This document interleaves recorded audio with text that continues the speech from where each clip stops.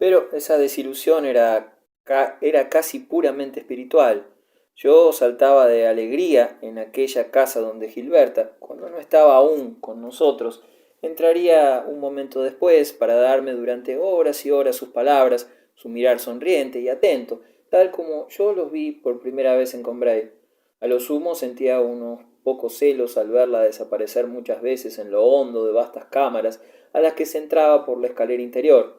Yo tenía que quedarme en la sala, como ese hombre enamorado de una actriz que no tiene otra cosa que su butaca y piensa, preocupado, en lo que ocurre entre bastidores y en el saloncillo de los artistas, y hacía a Swann preguntas sabiamente veladas sobre esa otra parte de la casa, pero hechas en un tono del que no sé si logré desterrar por completo toda ansiedad. Me explicó que la habitación a donde iba Gilberta era la lencería. Se brindó a enseñármela y me prometió que siempre que Gilberta fuese allí, la haría que me llevara en su compañía.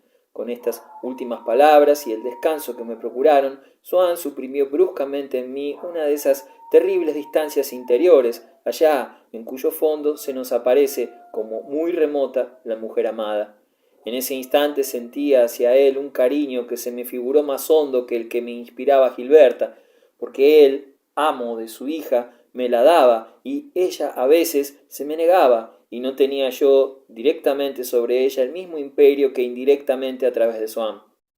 Y, además, a ella la quería, y por consiguiente no podía verla sin ese azoramiento, sin ese deseo de algo más que nos quita cuando estamos junto al ser querido la sensación de amar.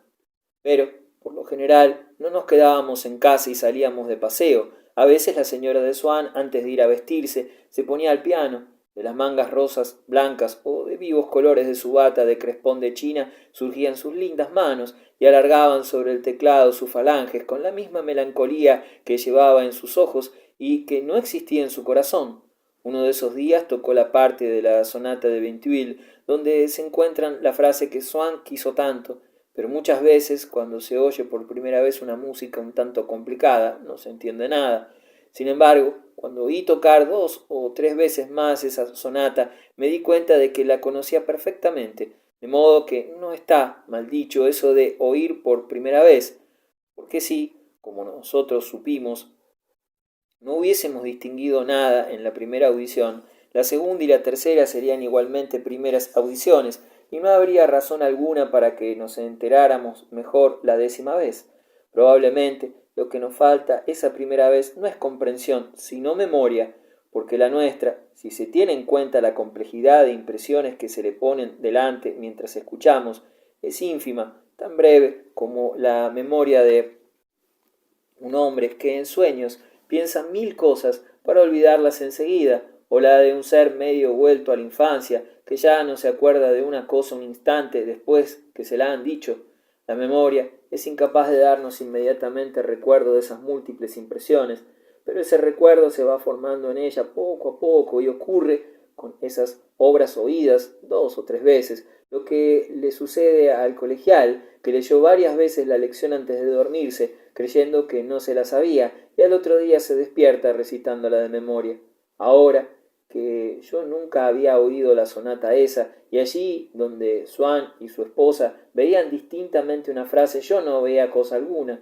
Estaba la frase tan lejos de mi percepción clara como un nombre que queremos recordar y no encontramos en su lugar más que la nada, una nada de la que una hora más tarde, cuando menos lo pensemos, brotarán ellas solas de un solo arranque las sílabas vanamente solicitadas antes, y no sólo somos incapaces de retener enseguida las obras realmente raras, sino que lo que primeramente distinguimos en el seno de ellas son las partes de menos valor, cosa que a mí me ocurrió con la sonata de Vinteuil. Así que no sólo me equivoqué al pensar que la obra ya no me reservaba nada, lo cual fue motivo de que estuviera mucho tiempo sin hacer por oírla, desde el momento que oí tocar a la señora de Swann la frase más famosa. En eso me mostraba yo tan estúpido como esas personas que se figuran que no sentirán sorpresa delante de San Marcos de Venecia, porque han aprendido en las fotografías cuál es la forma de sus cúpulas, sino lo que aún es más, cuando hube escuchado la sonata de cabo a rabo, siguió para mí casi tan invisible como antes, a semejanza de lo que ocurre con un monumento que la bruma o la distancia nos roban a la vista, excepto en alguna de sus partes, y de ahí la melancolía que lleva consigo el conocer esas obras, como el conocer cualquier cosa que se realice en el tiempo. Cuando se me descubrió lo que tiene de más oculto la sonata de Ventouil, ya, arrastrado por la costumbre, liberé de la presión de mi sensibilidad. Lo que primero distinguí y aprecié empezaba a escapárseme y a huir, y por no poder amar, sino sucesivamente en el tiempo, todo lo que aquella sonata me traía al ánimo, nunca llegué a poseerla entera. Se parecía a la vida, pero estas grandes obras son menos engañosas que la vida y no empiezan por darnos lo mejor que tienen.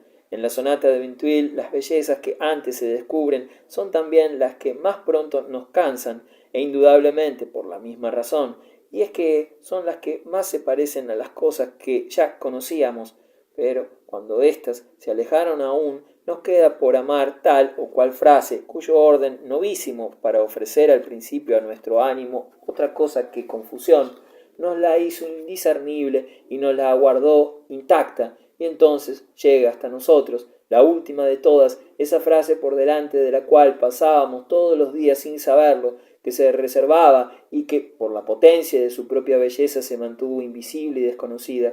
Y también es la última que dejamos marcharse, la querremos más tiempo que a las demás, porque hemos tardado en llegar a quererla mucho más tiempo que a las otras, y ese tiempo que necesita un individuo, como me sucedió a mí con esa sonata, para penetrar una obra algo profunda, es como resumen y símbolo de los años y a veces de los siglos que tienen que pasar hasta que el público le llegue a gustar una obra maestra verdaderamente nueva. Quizás por eso se dice el hombre de genio, para evitarse las incomprensiones de la multitud, que, como a los contemporáneos les falta la distancia necesaria, las obras escritas para la posteridad, sólo la posteridad debiera leerlas, igual que ciertas pinturas, mal juzgadas cuando se las mira de muy cerca, pero, en realidad, toda cobarde precaución para evitarse los juicios erróneos es inútil, porque son inevitables. El motivo de que una obra genial rara vez conquiste la admiración inmediata es que su autor es extraordinario y pocas personas se le parecen. Ha de ser su obra misma la que, fecundando los pocos espíritus capaces de comprenderla, los vayan haciendo crecer y multiplicarse. Los mismos cuartetos de Beethoven, los cuartetos 12, 13, 14 y 15, son los que han tardado 50 años en dar vida y número al público de los cuartetos de Beethoven, realizando de ese modo, como todas las grandes obras, un progreso, si no en valor de los artistas, por lo menos en la sociedad espiritual, en la que entran hoy ya muchos de esos elementos imposibles de encontrar cuando nació la obra, es decir, seres capaces de amarla. Eso que se llama la posteridad es la posteridad de la obra. Es menester que la obra de arte, sin tener en cuenta, para simplificar, a los genios que en la misma época puedan trabajar paralelamente preparando para el porvenir un público mejor del que se aprovecharán otros, cree ella misma su posteridad, y si la obra se guardase en reserva y sólo la posteridad la conociese, esta ya no sería para dicha obra la verdadera posteridad, sino sencillamente una reunión de contemporáneos que vive 50 años más tarde. Es, pues, menester que el artista, y eso hizo Ventouil, si quiere que su obra pueda seguir su camino, la lance donde haya bastante profundidad, en pleno y remoto porvenir, y, sin embargo, si el no tener en cuenta ese tiempo por venir, verdadera perspectiva de las grandes obras, es el error de los malos jueces, el tenerlo en cuenta es muchas veces el peligroso escrúpulo de los jueces buenos. Indudablemente, es cómodo imaginarse, por una ilusión análoga a la que uniformiza todas las cosas en el horizonte, que todas las revoluciones ocurridas hasta el día en pintura o música representaban siempre algunas reglas, pero que lo que tenemos inmediatamente delante, impresionismo, disonancias rebuscadas, uso exclusivo de la gama china, cubismo y futurismo, difiere terriblemente de todo lo precedente y que nosotros consideramos lo precedente sin tener en cuenta que una larga asimilación lo ha convertido para nosotros en una materia variada, sí, pero homogénea, donde Hugo está al lado de Molière, pero pensemos en los extravagantes disparates que nos ofrecería si no tuviésemos en cuenta el tiempo por venir y los cambios que acarrea un horóscopo de nuestra edad madura hecho delante de nosotros cuando somos adolescentes. Solo que no todos los horóscopos son ciertos, y para una obra de arte tener que introducir en el total de su belleza el factor tiempo entremezcla a nuestro juicio un elemento de azar, y por ende tan desprovisto de interés verdadero como toda profecía, cuya no realización no implicará en ningún caso mediocridad de espíritu en el profeta, porque lo que llama a la vida o excluye de ella a las posibilidades no entra forzosamente en la competencia del genio. Se puede haber sido genial y no haber prestado crédito al porvenir de los ferrocarriles o de la aviación, como se puede ser gran psicólogo y no creer en la falsía de una querida o de un amigo cuyas traiciones hubiesen previsto personas más mediocres. No entendí la sonata, pero me quedé encantado de oír tocar a la señora de Swann. Parecíame que su modo de tocar formaba parte, al igual que su bata, que el perfume de la escalera, que sus abrigos y sus crisantemos, de un todo individual y misterioso que vivía en un mundo muy superior a ese donde la razón se siente capaz de analizar el talento. Qué hermosa es esta sonata de Ventouil, ¿verdad?, me dijo Swann. Ese momento de noche oscura bajo los árboles de donde desciende un frescor movido por los arpegios de los violines. Reconocerá usted que es muy bonito. Tiene todo el lado estático del claror de luna, que es el esencial. No es nada extraordinario que un tratamiento de luz, como el que sigue mi mujer, tenga influencia en los músculos, porque la luz de la luna no deja moverse a las hojas. Eso es lo que describe tan perfectamente la frasecita. Es el bosque de Bolonia en estado cataléptico, y donde sorprende aún más es a orillas del mar, porque entonces las olas dan unas tenues respuestas que se oyen muy bien, porque todas las demás cosas no se pueden mover. En París ocurre lo contrario. A lo sumo nota uno resplandores tenues en los monumentos, un cielo iluminado como por un incendio sin color y sin peligro, especie de suceso entrevisto. Pero en la frasecita de Ventouil y en toda la sonata no es eso lo que se ve, lo que sea es en el bosque, y en el gruppetto se distingue perfectamente una voz que dice casi se puede leer el periódico. Esas palabras de Swann quizás hubieran podido falsear para más tarde mi comprensión de la sonata, porque la música es muy poco exclusiva para apartar de modo absoluto lo que nos sugiere que busquemos en ella. Pero, por otras frases de Swann, comprendí que esos follajes nocturnos eran sencillamente los de los árboles que le cobijaron con su espesura en varios restaurantes de los alrededores de París, donde oyó muchas veces la frasecita. En vez de la profunda significación que Swann le había ido a pedir muchas veces, lo que le daba eran follajes colocados, ceñidos y pintados alrededor de ella, y le inspiraba el deseo de volver a verlos, porque la frase parecía ser cosa interior a esos follajes, como un alma. Era toda una primavera de las que antaño no pudo gozar porque, de febril y apenado que estaba, le faltó bienestar para eso, y que la frase le había guardado, como se le guardan a un enfermo las cosas buenas que no ha podido comer. La sonata de Ventouil le decía muchas cosas de aquellas bellezas que sintió tantas noches en el bosque, cosas que no habría podido decirle Odette si ella se las preguntara, aunque entonces se hallaba también presente, como la frase de la sonata. Pero Odette estaba junto a él, y no en él, como el motivo de Ventouil, y por consiguiente no veía, aunque Odette hubiese sido 1000 veces más comprensiva, lo que para ningún humano es posible. Por lo menos he estado mucho tiempo creyendo que esa regla no tenía excepción, que se exteriorice. Qué bonito es, en el fondo, eso de que el sonido pueda reflejar como el agua o como un espejo, ¿verdad? Y observe usted que lo que me muestra la frase de Ventouil es todo aquello en que en aquella época no me fijaba yo. Ya no me recuerda nada de mis amores y mis penas de entonces. Me ha dado cambiazo. Carlos, se me figura que todo eso que estás diciendo no es muy halagüeño para mí. ¿Cómo que no? Las mujeres son tremendas. Yo quería decir a este joven que lo que se ve en la música, yo por lo menos, no es, en ningún modo, la voluntad en sí y la síntesis del infinito, sino, por ejemplo, al bueno de Verdurin en Levitado, en el Palmarium del jardín de aclimatación. Esa frasecilla me ha llevado 1000 veces a cenar con ella a Armenonville sin salir de este salón, Y qué caramba, siempre es menos molesto que ir a Armenonville con la señora de Cambremer. La esposa de Swann se echó a reír.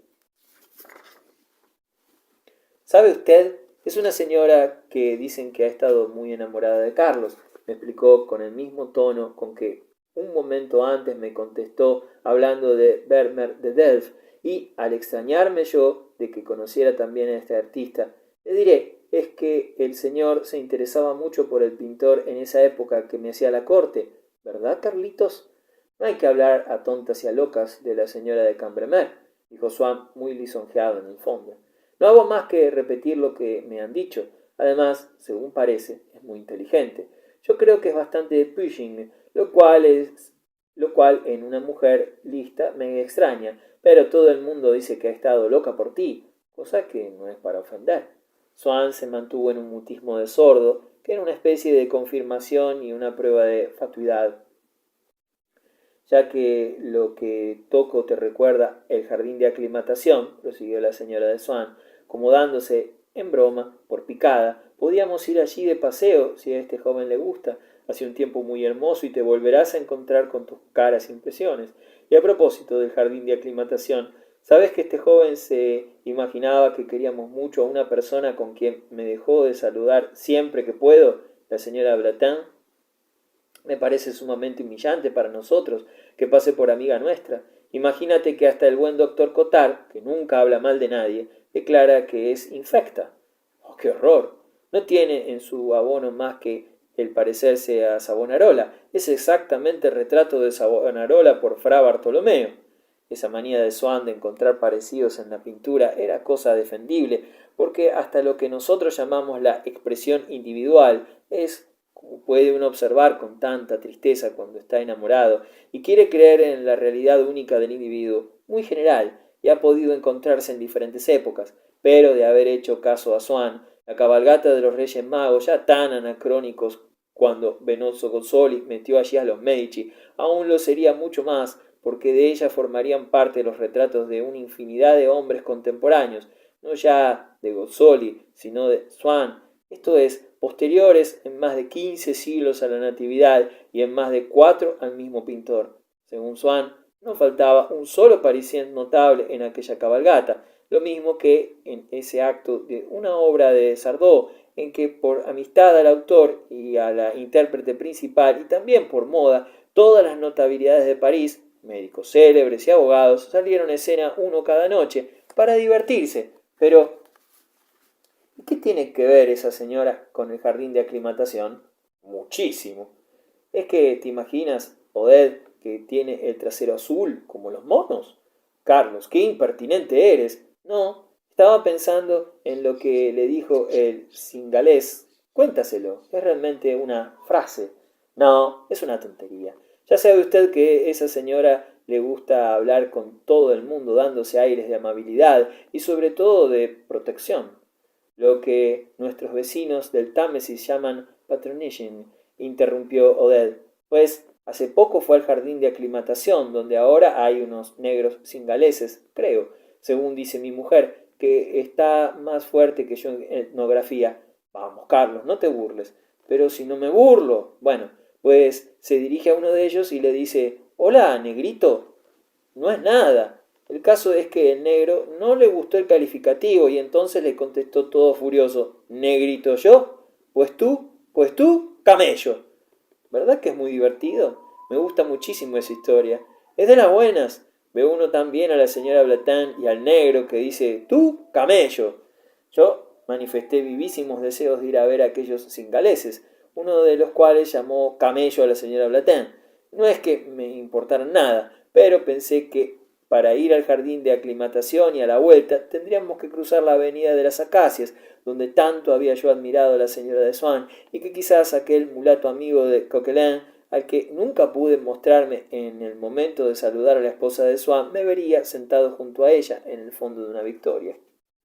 Entretanto, Gilberta, que había ido a vestirse y no estaba en el salón con nosotros, y los Swann se placían en descubrirme las raras virtudes de su hija, y todo lo que yo observaba me parecía probar que decían la verdad.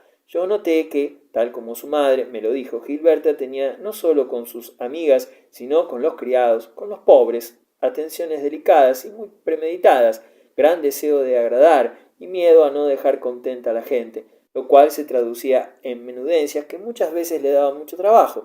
Hizo una labor con destino a nuestra vendedora de los Campos Elíseos y para llevársela salió un día que nevaba, por no perder tiempo. No tiene usted idea del corazón que tiene. ¿Por qué lo oculta? Dijo su padre.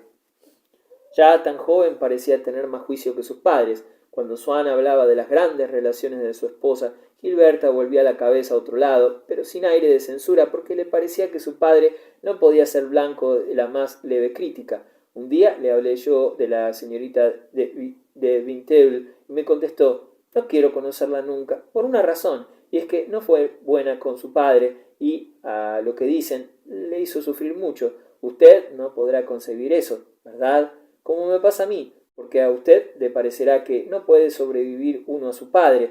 Eso me pasa a mí con el mío, cosa muy natural. ¿Cómo se va a olvidar a una persona que ha querido uno siempre? Cierta vez estuvo más mimosa que de costumbre con su padre.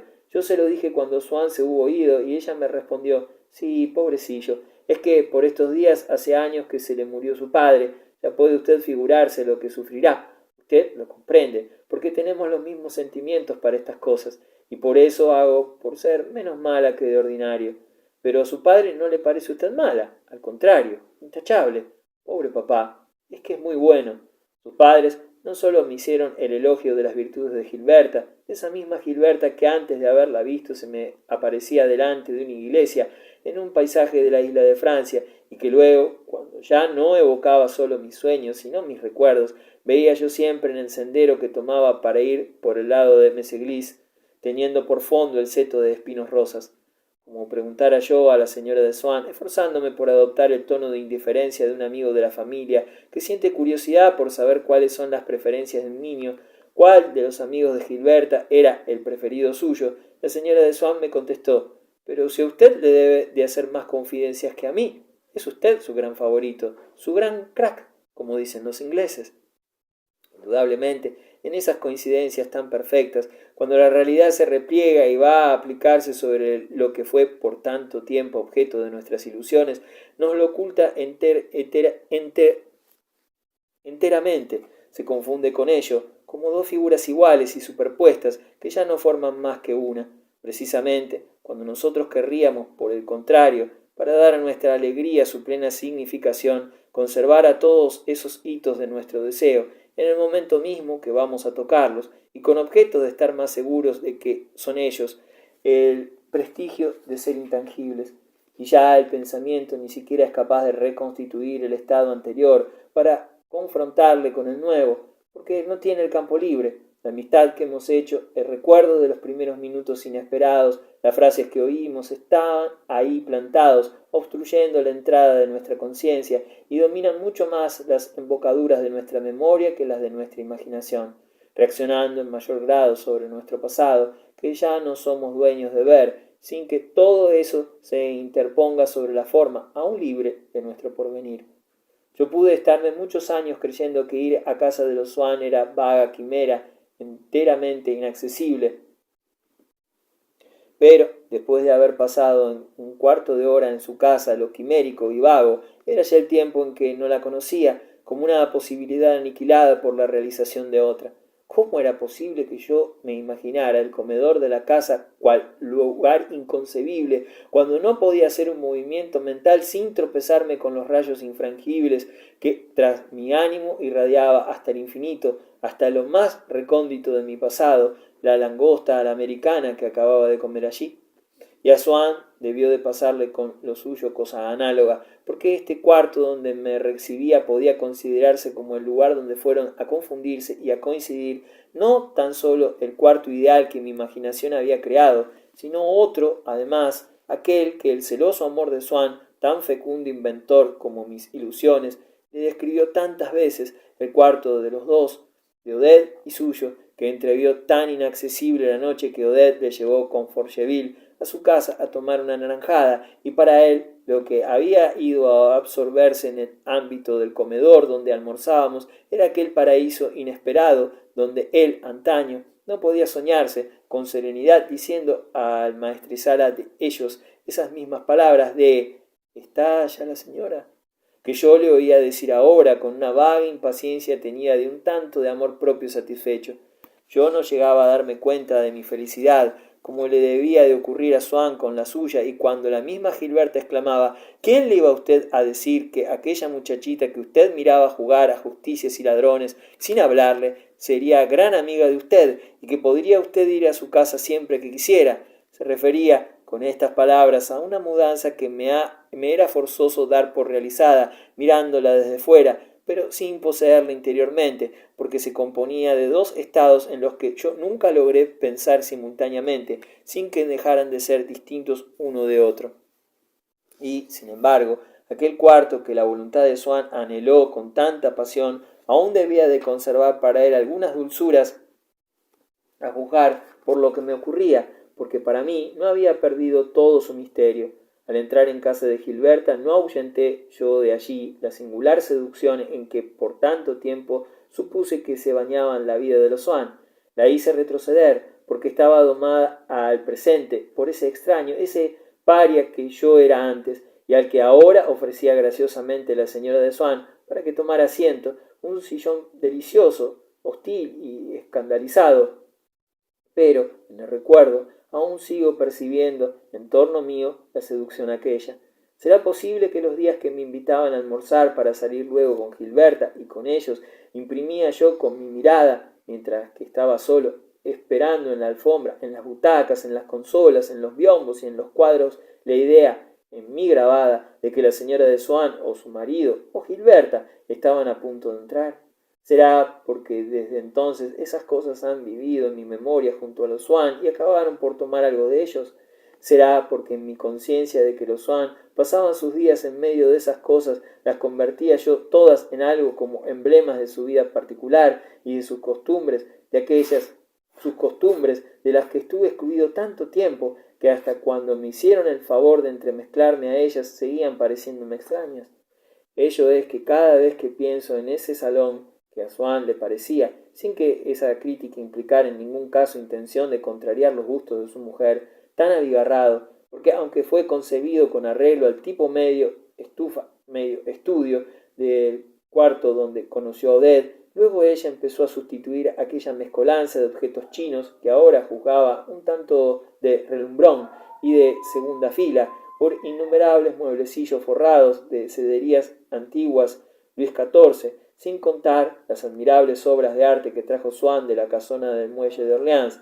Ese salón, digo, tan compuesto, cobra en mi memoria particular cohesión, unidad y encanto, tales como nunca los tuvieron para mí los más intactos conjuntos que nos ha legado el pasado, y esos otros, aún vivos, donde se graba la huella de un individuo, porque sólo nosotros podemos dar a ciertas cosas, gracias a la creencia de que tienen una existencia aparte, un alma, que luego esas cosas conservan y desarrollan en nosotros mismos.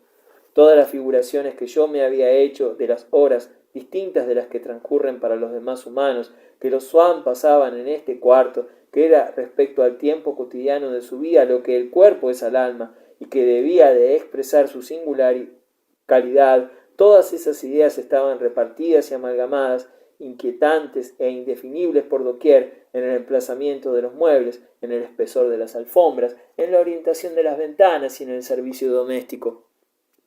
Cuando acabado el almuerzo, nos íbamos a sentar junto al gran ventanal del salón, mientras que la señora de Swann me preguntaba cuántos terrones quería en el café. No era solamente el taburete de seda que ella empujaba hacia mí, el que exhalaba juntamente con la dolorosa seducción que yo antaño sintiera en el nombre de Gilberta, primero junto al espino rosa y luego junto al macizo de laureles, la hostilidad que me mostraron sus padres, tan bien percibida y compartida al parecer por este mueblecillo, que a mí me parecía una cobardía imponer mis pies a su acolchado ser indefenso. Un alma personal le enlazaba secretamente con la luz de las 2 de la tarde, tan distinta de lo que era en cualquier otra parte en aquel golfo donde movía a nuestros pies sus olas de oro, entre las que sobresalían los azulosos canapés y los vaporosos tapices, como islas encantadas, y hasta el cuadro de Rubens, colgado encima de la chimenea, tenía ese género y casi esa potencia de seducción que las botas de cordones del señor Swann y que su abrigo con esclavina, que me inspiraban vivos deseos de tener uno igual, y que ahora Odette decía a su marido que reemplazara por otro, para estar más elegante, cuando yo les hacía el honor de acompañarlos. Iba ella a vestirse, aunque yo hacía protestas de que ningún traje de calle igualaría, ni con mucho, a la maravillosa bata de crespón de China o de seda, color rosa viejo, cereza, rosa tiépolo, blanco malva, verde, roja, amarillo liso o con dibujos, con la que almorzó la señora de Swann y que se iba a quitar ahora. Cuando yo le decía que debía salir así, se reía ella por burla de mi ignorancia o por agrado de mi cumplido. Se excusaba de tener tantas batas porque decía que sólo dentro de una bata se sentía bien, y nos dejaba para ir a vestirse uno de aquellos soberanos trajes que se imponían a todo el mundo, y a veces yo era el llamado a escoger de entre todos ellos cuál debía ponerse. Y qué orgulloso iba yo por el jardín de aclimatación cuando bajábamos del coche, andando al lado de la señora de Swann. Ella marchaba con andar lánguido, flotante el abrigo, y yo le lanzaba ojeadas de admiración, a las que me respondía coquetonamente su dilatada sonrisa. Y si ahora nos cruzábamos con algún amigo o amiga de juego de Gilberta, que nos saludaba a distancia, me miraban ellos como a uno de esos seres que antes me daban tanta envidia, uno de esos amigos de Gilberta que conocían a su familia y participaban en la otra parte de su vida, en la parte que no transcurría en los campos elíseos. Muy frecuentemente, por los paseos del bosque o del jardín de aclimatación, nos cruzábamos y nos saludábamos con alguna gran señora amiga de Swann, el cual muchas veces no la veía y tenía que llamarle la atención su mujer. Carlos, ¿no ves a la señora de Montmorency? Y Swann, sonriendo amistosamente, como corresponde a una larga familiaridad, descubríase, sin embargo, rendidamente, con aquella elegancia que sólo él tenía. A veces la señora se paraba, aprovechando la ocasión, para tener con la señora de Swann una fineza que no acarrearía consecuencias y de la que no intentaría Odette sacar partido, porque ya se sabía que Swann la tenía acostumbrada a una actitud de reserva. Pero Odette se había asimilado todos los modales del gran mundo, y por noble y elegante que fuese el porte de la dama, la señora de Swann siempre la igualaba. Parada por un instante junto a esa amiga que se había encontrado su marido, no presentaba con tanta naturalidad a Gilberta y a mí, ostentaba tal calma y tal desembarazo en su amabilidad que hubiese sido difícil decidir cuál de las dos era la gran señora, si la aristocrática paseante o la mujer de Swann. El día que fuimos a ver a los cingaleses, a la vuelta vimos caminando en dirección opuesta a la nuestra a una dama de edad, pero aún guapa, envuelta en un abrigo de tono oscuro, tocada con una menuda capota atada al cuello por dos cintas. La seguían otras dos señoras, como dándole escolta. Ah, me dijo Swann, ahí viene una persona que le interesará a usted. La anciana, ya a 3 pasos de nosotros, nos sonreía con cariñosa dulzura. Era muy parecida a un retrato de Whithaller. Swann se descubrió y su esposa hizo una profunda reverencia y quiso besar la mano de la dama, que la hizo incorporarse y la besó. Vamos a ver si se pone usted el sombrero, dijo a Swann con voz gruesa, un tanto áspera, en tono de amiga familiar. Voy a presentarle a su Alteza Imperial, me dijo la señora de Swann. Swann me llevó aparte un momento, mientras su mujer hablaba con su Alteza del tiempo y de los animales recién llegados al jardín de aclimatación. Es la princesa Matilde, me dijo. Ya sabe usted que fue amiga de Flaubert, de Saint-Beuve y de Dumas. Imagínese usted, nieta de Napoleón I. Quisieron casarse con ella Napoleón III y el emperador de Rusia. Es interesante, ¿eh? Dígale usted algo, pero no quisiera que no estuviese aquí de plantón una hora. Me he encontrado con Taine y me ha contado que Su Alteza está incomodada con él. Se ha portado como un cochino, dijo con voz ruda y pronunciando la palabra como si fuese el nombre del arzobispo del tiempo de Juana de Arco, el arzobispo Corron. Después de ese artículo que ha escrito sobre el emperador, le he dejado una tarjeta de despedida. Yo sentí la misma sorpresa que se tiene al abrir el epistolario de la duquesa de Orleans, princesa palatina por nacimiento. Y en efecto, la princesa Matilde, de sentimientos muy franceses, los expresaba con honrada rudeza, como la que había en la Alemania antigua, heredada sin duda de su madre wurtemburguesa, pero en cuanto sonreía, su franqueza, un tanto ruda y casi masculina, lucificábase de languidez italiana, y el todo iba envuelto en un atavío tan segundo imperio, que aunque la princesa le llevara indudablemente tan solo por apego a las modas que le gustaron, parecía que su intención era la de no incurrir en una falta de color histórico y responder a las esperanzas de los que esperaban de ella la evocación de otra época. Apunté a Swann que le preguntara si había tratado a Musset. Muy poco, caballero, contestó con aspecto de fingido enfado, y en efecto, era broma aquello de llamar caballero a Swann, con el que tenía mucha intimidad. Le tuve a cenar una noche, le había invitado para las 7, y a las 7:30, como aún no había aparecido, nos pusimos a la mesa. Llega a las 8, me saluda, se sienta, no abre la boca, y se marcha cuando acaba la cena, sin que supiéramos cómo era su metal de voz. Estaba borracho perdido, y eso no me dio muchas ganas de volver a las andadas. Swann y yo estábamos un poco aparte. Espero que esta sesioncita no se prolongará, me dijo, porque ya me duelen las plantas de los pies. Yo no sé por qué esta, mi mujer, dando conversación. Luego ella será la que se queje de cansancio, y yo no puedo con estas paradas a pie quieto. En efecto, la señora de Swann, que lo sabía por la de Bontemps, estaba diciendo a la princesa que el gobierno, comprendiendo por fin su grosería, había decidido mandarle una invitación para que asistiera desde una tribuna a la visita del zar Nicolás, que habría de hacer a los inválidos el siguiente día, pero la princesa, que a pesar de las apariencias y de su corte, compuesta principalmente de artistas y literatos, seguía siendo en el fondo nieta de Napoleón, y lo manifestaba cuando llegaba el caso de acción, y dijo: sí, señora, la recibí esta mañana, y se la he devuelto al ministro, que ya debe tener en su poder. Le he dicho que, para ir a los inválidos, yo no necesito invitación. Si el gobierno quiere que vaya, iré, pero no a una tribuna, sino a nuestro subterráneo, al panteón del emperador, y para eso no necesito papeleta. Tengo las llaves. Y entro cuando quiero. El gobierno no tiene más que decirme si quiere que vaya o no, pero iré abajo o a ninguna parte. En aquel momento nos saludó a la señora de Swann y a mí un joven que dijo adiós sin pararse. Yo no sabía que ella le conocía. Era Bloch. Contestando a una pregunta mía, me dijo la señorita de Swann que se le había presentado la señora de Bontemps y que estaba agregado a la secretaría del ministro, cosa que yo ignoraba. No debía de haberle visto muchas veces, o acaso no quiso citar el nombre de Bloch por parecerle poco chic, porque dijo que se llamaba Morel. Yo le aseguré que estaba confundida y que se llamaba Bloch. La princesa se recogió una cola que le arrastraba y a la que miraba con admiración la señora de Swann.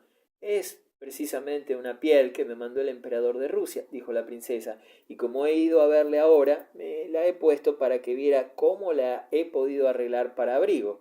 Dicen que el príncipe Luis se ha alistado en el ejército ruso. Su Alteza sentirá muchísimo no tenerle ya a su lado, dijo la señora de Swann, que no advertía las señales de impaciencia de su marido. ¿Qué falta le hacía eso? Es lo que yo le dije. No es motivo para hacer eso el haber tenido un militar en la familia, respondió la princesa, haciendo alusión con tan brusca sencillez a Napoleón I.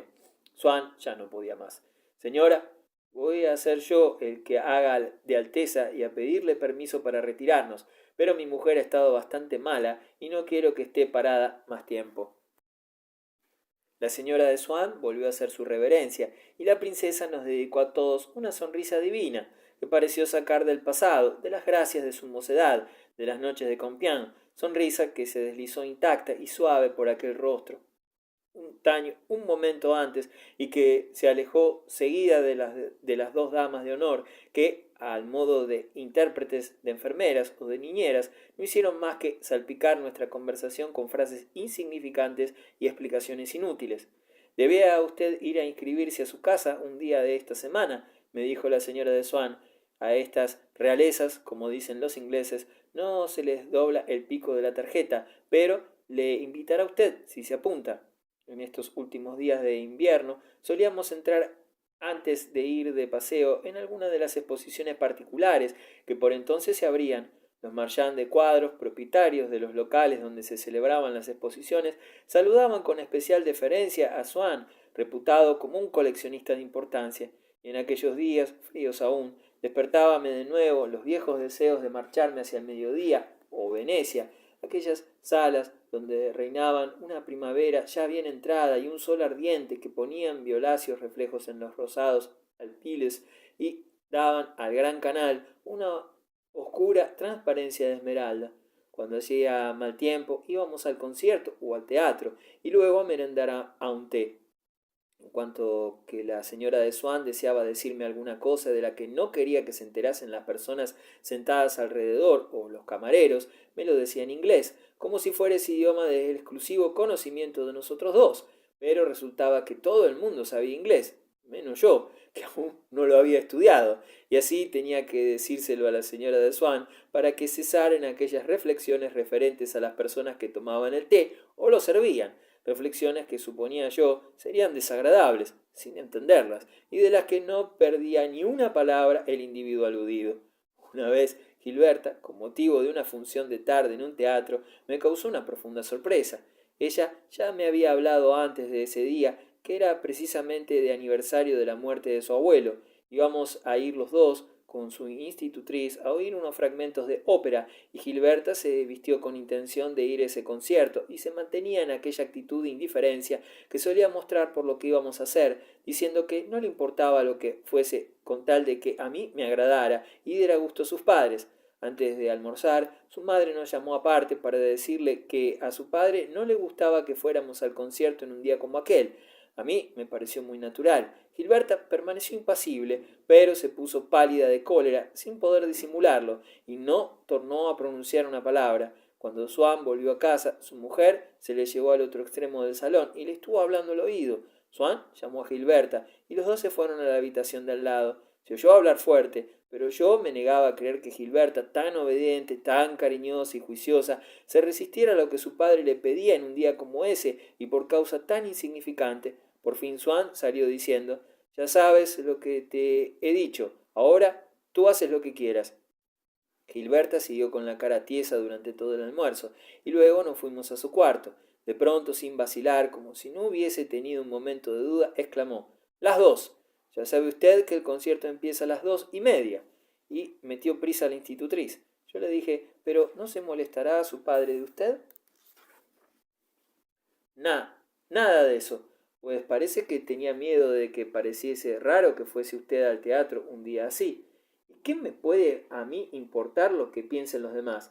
Me parece grotesco eso de ponerse a pensar en los demás cuando se trata de cuestiones de sentimiento. Uno siempre siente para sí y no para el público. La institutriz tiene muy pocas distracciones y para ella es una fiesta ir al concierto. No le voy a privar de eso para dar satisfacción a la galería. Y cogió su sombrero. «Pero, Gilberta», le dije yo, agarrándola del brazo, «no es por dar gusto a la galería, es por dar gusto a su padre de usted».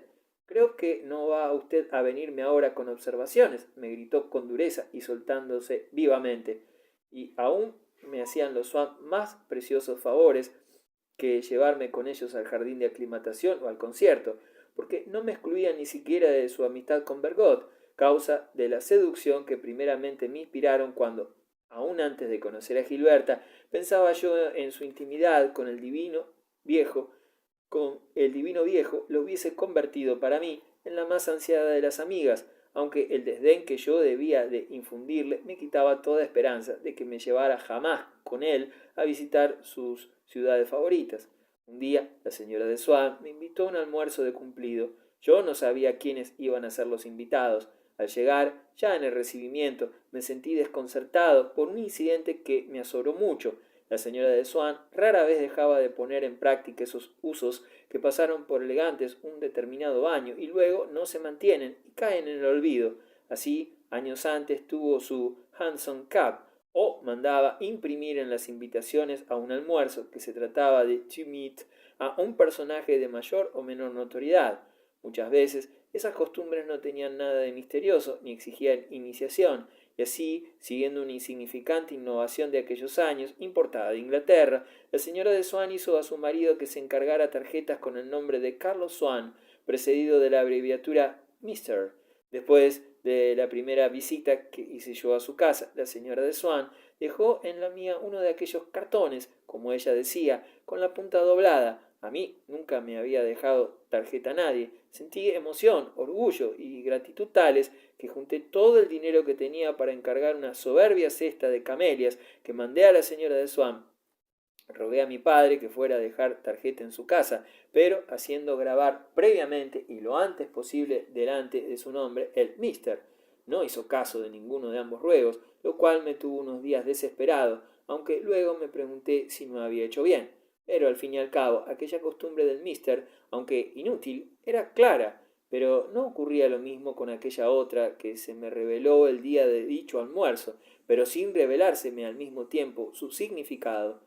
En el momento de ir a pasar del recibimiento al salón, el maestresala me entregó un sobre fino y alargado en el que estaba escrito mi nombre. Yo, sorprendido, le di las gracias, mientras que miraba el sobre. No sabía lo que hacer con él, como le ocurre a un extranjero con uno de esos menudos instrumentos que se ofrecen a los convidados en las comidas chinas. Vi que estaba cerrado. Pensé que acaso pareciese indiscreción abrirle enseguida y me lo guardé en el bolsillo con aire de suficiencia. La señora de Swan me había escrito unos días antes para que fuera a almorzar con ellos en petit comité, y sin embargo había 16 personas, entre las cuales ignoraba yo por completo que estuviera Bergot. La señora de Swan, que acababa de nombrarme, como decía ella, a varias de esas personas, de pronto, inmediatamente detrás de mi nombre y en el mismo tono, como si no fuéramos más que dos invitados al almuerzo que debían sentir análoga satisfacción en conocerse, pronunció el de Bergot, el suave y cantor.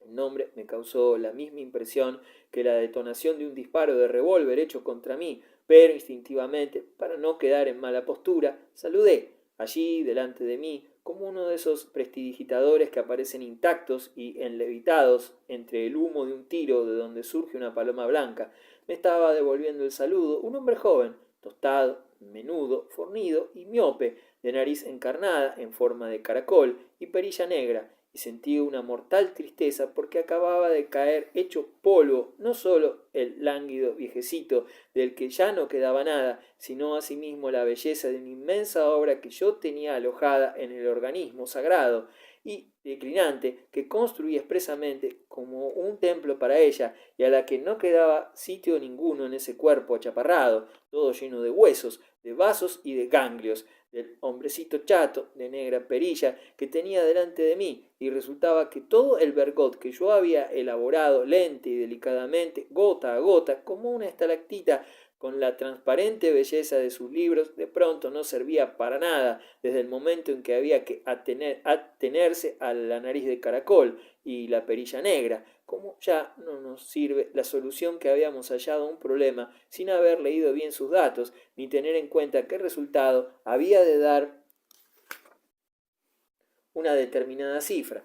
Nariz y perilla eran elementos ineluctables y molestísimos, porque me obligaban a reedificar enteramente el personaje de Bergot, y aún es más, parecía que implicaban, que producían y que segregaban sin cesar una determinada modalidad de espíritu activa y pagada de sí misma, cosa realmente desleal, porque ese espíritu nada tenía que ver con el linaje de inteligencia que se difundía por aquellos libros que yo conocía tan perfectamente, penetrados todos de divina y dulce sabiduría. Tomando esos libros como punto de partida, jamás habría yo llegado a aquella nariz de caracol, pero partiendo de aquella nariz, que con aspecto de despreocupada bailaba, solo y fantasía, iba a cualquier parte menos a la obra de Bergot.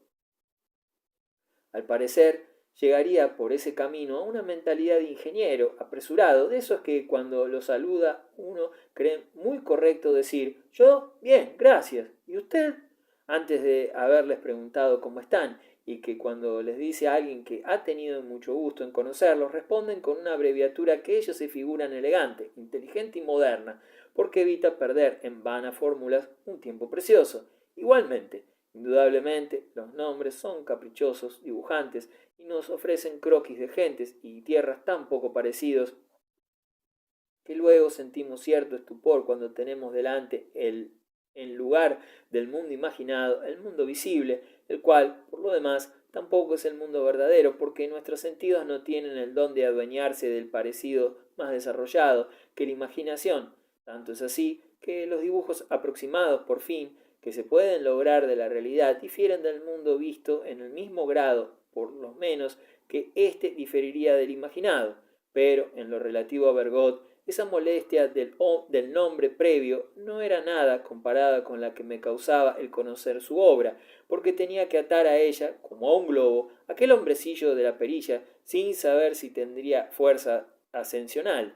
Sin embargo, parecía que él era en realidad el autor de aquellos libros que tanto me gustaban, porque cuando la señora de Swan se creyó en el caso de decirle cuánto admiraba yo una de sus obras, no mostró asombro alguno porque se lo dijeran a él y no a otro invitado, ni dio muestras de que se tratara de una equivocación, sino que hinchó la levita que se había endosado en honor de aquellos invitados con un cuerpo ansioso del almuerzo próximo, y como tenía la atención puesta en otras cosas más importantes, la idea de sus libros no le inspiró más que una sonrisa, como si fuera un episodio ya pasado de su vida anterior o una alusión a un disfraz de duque de Guisa que se puso hace muchos años en un baile de trajes, e inmediatamente sus libros empezaron a decaer en mi opinión, arrastrando en su caída todos los valores de lo bello, del universo y de la vida, hasta quedar reducidos a la categoría de mediocre diversión del hombre de la perilla. Decíame yo que indudablemente el escribirlos debía de haberle costado mucho, pero que si hubiera vivido en una isla ceñida por bancos de ostras perlíferas, se habría consagrado con el mismo éxito al comercio de perlas. Su obra ya no me parecía inevitable, y entonces me pregunté si la originalidad prueba realmente que los grandes escritores sean dioses, cada uno señor de un reino independiente y exclusivamente suyo, o si habrá en esto algo de ficción, y las diferencias entre las obras no serán más bien una resultante del trabajo que expresión de una diferencia radical de esencia entre las diversas personalidades. A todo esto ya habíamos pasado a la mesa. Me encontré junto a mi plato con un clavel envuelto el tallo en papel de plata. Me azoró menos que aquel sobre que me entregaron en el recibimiento y que tenía ya olvidado del todo. También el destino de aquel clavel era para mí desconocido, pero me pareció más inteligible cuando vi que todos los invitados del sexo masculino se apoderaban de los claveles que acompañaban a sus respectivos cubiertos y se los ponían en el ojal de la levita. Lo mismo hice yo, con esa naturalidad de librepensador en la iglesia, el cual no sabe lo que es la misa, pero se levanta cuando los demás y se arrodilla un momento después que todo el mundo. Aún me desagradó más otra costumbre desconocida y menos efímera. Al lado de mi plato había otro más pequeño, lleno de una sustancia negruzca que yo ignoraba fuese caviar. Yo no sabía lo que era menester hacer con aquello, pero decidí no comérmelo. Bergot no estaba muy lejos de mi sitio y le oía hablar muy bien. Comprendí entonces la impresión del señor de Norpois. Tenía una voz realmente rara, porque no hay nada que altere tanto las cualidades materiales de la voz como el llevar un contenido de pensamiento. Eso influye en la sonoridad de los diptongos y en la energía de las labiales, y asimismo en la dicción. La suya me parecía completamente distinta de su manera de escribir, y hasta de las cosas que decía se me figuraban diferentes de las que contenían sus obras, pero la voz surge de una máscara y no tiene fuerza bastante para revelarnos detrás de esa máscara un rostro que supimos ver en el estilo sin ningún antifaz, y he tardado bastante en descubrir que ciertos pasajes de su conversación, cuando Bergot se ponía a hablar de un modo que no sólo al señor de Norpois parecía afectado y desagradable, tenían una exacta correspondencia con aquellas partes de sus libros en que la forma se hacía tan poética y musical. En esos momentos veía en lo que estaba diciendo una belleza plástica independiente del significado de las frases, y como la palabra humana está en relación con el alma, pero sin expresarla, como hace el estilo Bergot, parecía que hablaba al revés, salmodiaba algunas palabras y cuando perseguía a través de ellas una sola imagen, las enhebraba sin intervalo como un mismo sonido, con fatigosa monotonía, de suerte que aquel modo de hablar pretencioso, enfático y monótono era indicio de la cualidad estética de lo que decía, y en su conversación venía a ser el efecto de aquella misma fuerza que en sus libros originaba la continuidad de imágenes y la armonía. Y por eso me costó mucho más trabajo darme cuenta a lo primero de que lo que estaba diciendo en aquellos momentos no parecía que era de Bergot, cabalmente, porque era muy de Bergot. Era una profusión de ideas precisas, no incluidas en ese género Bergot, que se había apropiado muchos cronistas, y esa diferencia, vista vagamente a través de la conversación, como una imagen tras un cristal ahumado, era probablemente otro aspecto del hecho, ese de que, cuando se leía una página de Bergot, nunca era semejante a lo que había escrito cualquiera de esos vulgares imitadores, que, sin embargo, en el libro y en los periódicos exornaban su prosa con tantas imágenes y pensamientos a lo Bergot. Debíase esta diferencia de estilo a que lo Bergot era ante todo un cierto elemento preciso y real, escondido en el corazón de las cosas, y de donde le extraía aquel gran escritor gracias a su genio, y esta extracción era la finalidad del dulce cantor y no el hacer cosas a lo Bergot, aunque, a decir verdad, Bergot lo hacía sin querer, porque era Bergot, y en este sentido toda nueva belleza de su obra era la pequeña cantidad de Bergot embutida en una cosa y sacada por él. Pero, aunque por ende cada una de esas bellezas estuviese emparentada con las demás y fuese reconocible, seguía sin perder su particularidad, como el descubrimiento que la trajo a la vida, por consiguiente nueva y distinta de lo que se llamaba género Bergot, el cual no era sino vaga síntesis de las cosas Bergot, ya descubiertas y redactadas por él, pero por las que no podrían adivinar ningún hombre sin genio lo que el maestro descubriría más adelante. Y así sucede con todos los grandes escritores, que la belleza de sus frases es imposible de prever, como la de una mujer que todavía no conocemos, es creación, porque se aplica a un objeto exterior en el que están pensando y no en sí mismos, y que aún no habían logrado expresar. Un autor de nuestros días que escribiera memorias y desease imitar a Saint-Simon, como el que no quiere la cosa, en rigor, podría llegar a escribir el primer renglón del retrato de Villars. Era un hombre de buena talla, moreno, con fisonomía viva, abierta, saliente, pero ¿qué determinismo sería capaz de llevarle a dar con la segunda línea que continúa?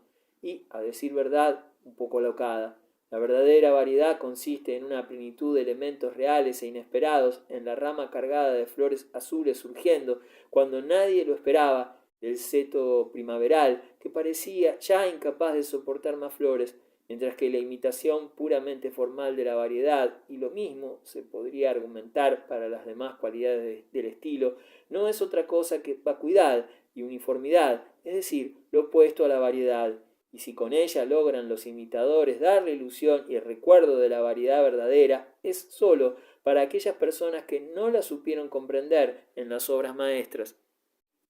Y así, lo mismo que la dicción de Bergot hubiera parecido encantadora de no haber sido él más que un simple aficionado que recitaba cosas a lo Bergot, y no ahora en que esa dicción estaba ligada al pensamiento de Bergot, afanosa y activa por correspondencias vitales que el oído no distinguía en el primer momento. Si su conversación desilusionaba a los que esperaban oírle hablar tan solo del eterno torrente de las apariencias y de los misteriosos escalofríos de la belleza, es porque Bergot aplicaba su pensamiento exactamente a la realidad que le agradaba, y su lenguaje venía a ser, por lo demás, positivo y sustancioso. Además, la calidad siempre rara y nueva de lo que escribía se traducía en su conversación por un sutilísimo modo de abordar las cuestiones, desdeñando todos los aspectos ya conocidos de ellas y atrapándolas, al parecer, por un lado insignificante, de manera que parecía estar siempre sin razón y hacer paradojas, y sus ideas pasaban muchas veces por confusas, porque ya se sabe que cada cual llama ideas claras a las que se hallan en el mismo grado de confusión que las suyas, y como toda novedad requiere indispensablemente la eliminación previa del lugar común a que estábamos acostumbrados y que se nos antoja la realidad misma, cualquier conversación nueva, como cualquier pintura o música originales, parecerá siempre alambicada y fatigosa. Se apoya en figuras que nos cogen de nuevas, nos parece que el que habla no hace más que insertar metáforas, y eso cansa y da impresión de falso. En el fondo, las viejas formas del lenguaje fueron también antaño imágenes difíciles de perseguir, cuando el auditor no conocía aún el mundo que ellas describían.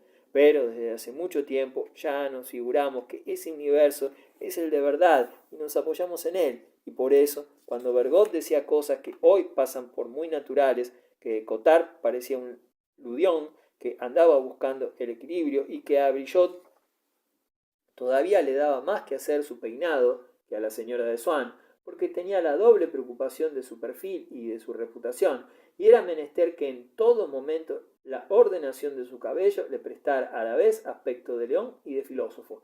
La gente se cansaba enseguida y ansiaba hacer pie en cosas más concretas, decían, queriendo significar más corrientes, y las palabras incognoscibles que surgían de la máscara que yo tenía delante había que atribuírselas al escritor de mi admiración, pero no hubiese sido posible insertarlas en sus libros como pieza de rompecabezas que encaja entre otras, porque estaban en distinto plano y requerían determinada transposición, y gracias a esa transposición encontré yo, un día que me estaba repitiendo las frases que oía Bergot, en esas palabras la misma armazón de su estilo escrito, y pude reconocer y nombrar sus distintas piezas en aquel discurso hablado que era tan diferente me pareció al principio.